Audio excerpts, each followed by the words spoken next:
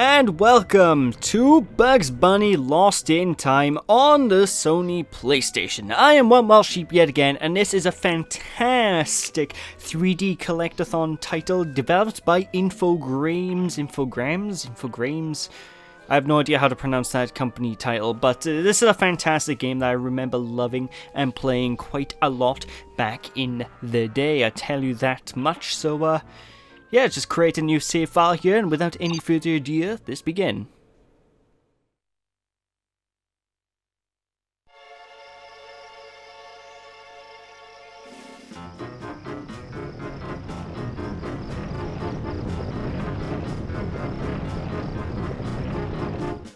Here I am, Pismo Beach. Hey, wait a minute.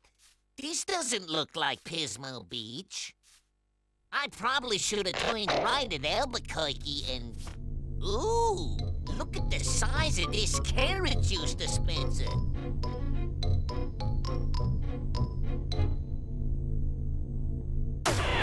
Yipes.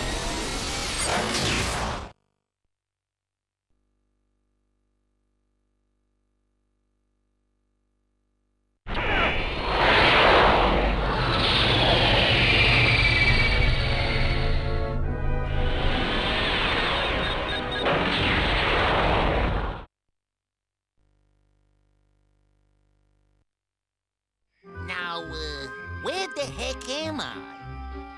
Maybe the person who lives in the silo will tell me where I'm at and how to get out of being at here.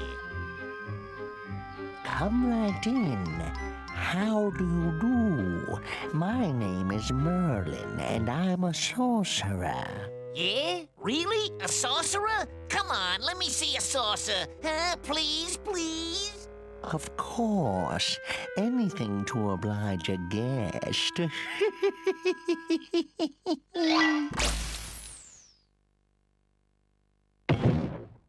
You know, that's a good trick, Moyle, old Goyle. Can you do this one?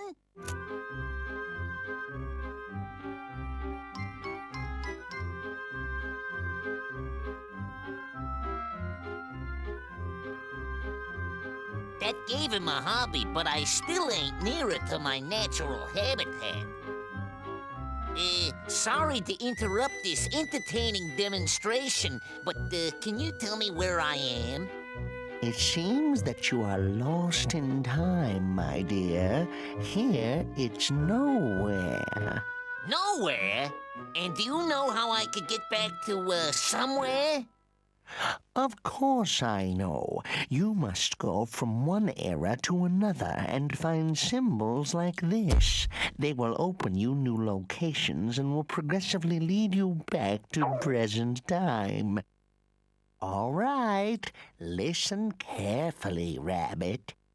Get 10 of these objects to receive a clock symbol. That's it for now. Bye. Yeah, goodbye, Moyle. And there we are, ladies and gentlemen, we now have access to the main game itself in the world of nowhere.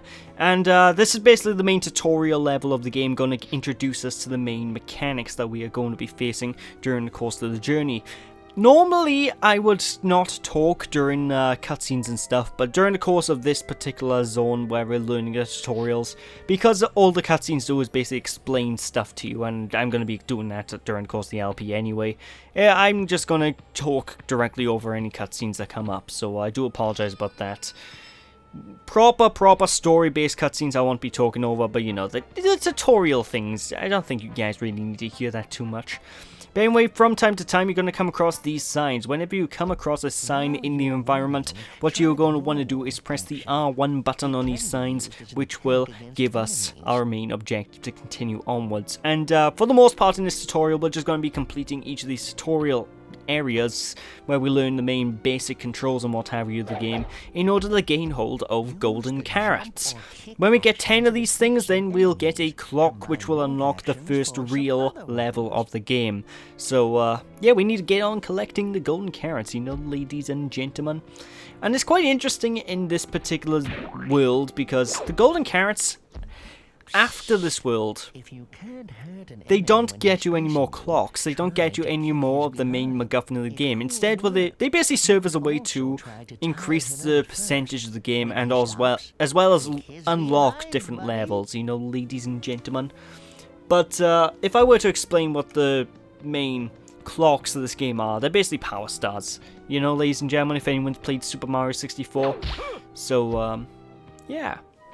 Anyway, describe what I just did there. This is the game basically explaining how the enemy types work. Some enemies you have to wear out before you are able to directly attack them. And for these enemies, you just have to run around them until they stop moving. Some enemies you have to jump on top of their heads in order to squish them before you are able to attack them. And very, very, very rarely you can just run up to certain enemies and just boop them. There's very few enemies in the game that you can actually boop and kill in one go, so just get used to going around doing the roundabout methods to kill enemies. That's all I can really say. The circle button basically is a button that we're going to be utilizing during the course of the game in order to do stealthier moves. For example, it allows us to do a softer landing and do like a sort of glide ability in order to land on fragile objects, such as that Acme box that I just ran straight through, you know, ladies and gentlemen. So, yeah, the circle button is generally our I don't want to break the floor button whenever there's fragile floor underneath you. When you come across giant boxes like this, if you hold down the R1 button, you can actually push said gigantic boxes into position and, yeah. There's a lot of things to actually explain and talk about in regards to this game just because of, I don't know, for some reason, this is just a very, very long tutorial sequence. You normally, in most of these Collectathon 3D platforms, things like this, you usually get given to, and they start to sprinkle them out during the course of the game, but you get given all of your powers, with the exception of maybe 3 power-ups, right at the beginning, so you have this pretty lengthy tutorial sequence, you know, ladies and gentlemen, which is kind of annoying. But rule of thumb is basically the circle button is our fragile button, the square button is our attack, X button is our jump, press the triangle button to... It works for a short time. I don't know. What does the triangle button do? I think it lets you go into first person view, I actually have no idea. And the R1 button is basically our action button to pick up things in the environment and interact with the environment and what have you as well, ladies and gentlemen, you know, folks. That's a general rule of thumb with the buttons. Of course, L2 and R2 will also enable us to turn the camera, which I do appreciate. But of course, right by here, we actually do get introduced to a new mechanic as well, bouncing. Now, this isn't something you're really going to use too much during the course of the game. In fact, I can't really think of many instances where you need to do this, but you can bounce off of enemies' heads in certain instances in order to reach higher platforms or to grab collectibles. That weird propeller hat thing? That's a checkpoint. You run into it, and your place will be saved. If you die, you'll return at that checkpoint, you know, ladies and gentlemen. And one thing the game actually doesn't teach you is that if you press the R1 button at a checkpoint, you can actually get Merlin here to actually appear. And he will be... You can use these as basic save points, so if you ever need to save a game, you can either enter and exit the level, which will give you a save game prompt. Or you can go to a checkpoint in the middle of a stage, press the R1 button, and Merlin will tell you, hey, stupid, you can save the game. So, yeah, you know. Although this game does actually start getting quite interesting after the first stage. Like, honestly, I would say the tutorial level by year is terrible with this game. I honestly do not like this tutorial, it just goes on for way too long, and I understand that it's trying to teach you the mechanics, but I think they could have taught you the mechanics of the game through level design more so than just go from these arbitrary challenges. I don't know, this is a very rubbish tutorial, it's very boring to get through.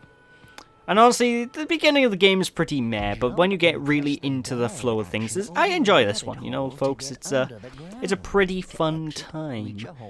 And honestly, the main reason why I'm actually LPing this game is not only because I wanted to revisit this game, is because I honestly loved this game when I was younger, you know. I used to remember playing this all the damn time, ladies and gentlemen, so I figured I might as well show it off, I might as well cover this for my channel. That, and there's very few LPs of this game that are in English that I've noticed, so I figured I might as well add on to the pile. you know, get my 2 cents out about the game. But anyway, if we press the R1 button whenever we are on rabbit holes, we can actually dive into the rabbit hole itself, which will dig us underground, and it's handy. I like it. It's not something we're going to be really making use of too much during the game. There's only like a couple of instances when we need to go underground, but we got all 10 golden carrots, so let's return. Pick this one up to start your quest. It opens the Stone Age era. Get in and there choose one of the opened entrances. Visit all of them and get back all the hidden clocks they contain.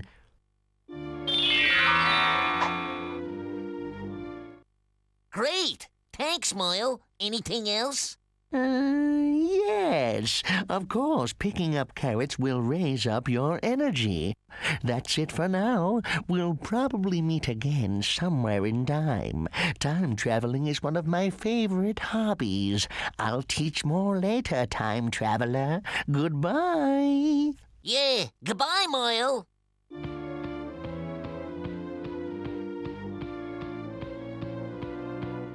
Collecting symbols. Well, why not? After all, they laughed at the man when he discovered the penicillin. Right you are, Bugs, right you are. So with that, let's go back to the time machine and end off this level once for all and end off this part. But yeah, what Merlin said as well about the carrots regenerating our health. Carrots don't only regenerate our health. For every 99 carrots we were able to collect, we can actually get hold of a golden carrot as well. So you do want to start collecting these carrots whenever physically possible. But yeah, with that, we press the R1 button on the time machine, we go to the world map screen. Basically, you move left and right using the analog stick or D-pad to choose the next world you want to go to. And with that, that is it for this part. So thank you all for watching, hope you all enjoyed, don't be sheepish people. And I'll catch you all next time as we get into the proper meat of the game. So yeah, thanks for watching, don't be sheepish people, I'll catch you all then. Bye!